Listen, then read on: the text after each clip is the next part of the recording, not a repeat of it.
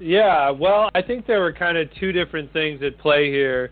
One was that obviously Tupac came up, he was born in New York. He lived on the East Coast until he was 16. And, he had a lot of love for the East Coast. And, that was for sure. Even when the East Coast West Coast rivalry started bubbling over, he still, he said it was about Bad Boy, it was about Biggie, but at least at first he still had maintained love for the East Coast. And the second thing, I think it was kind of a power play by Suge to a big extent.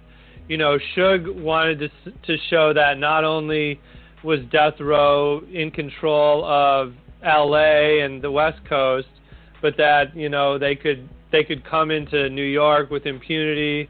They could sign the best artists there, and basically there was nothing that Bad Boy or anyone else could do about it.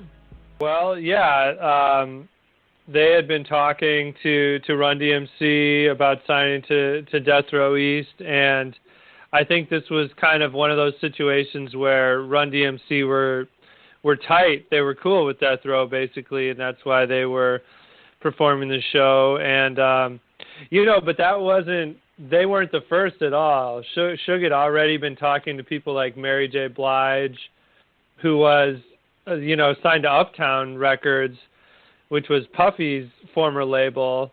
And she alleged that Uptown was doing her dirty, and so she was talking to Suge.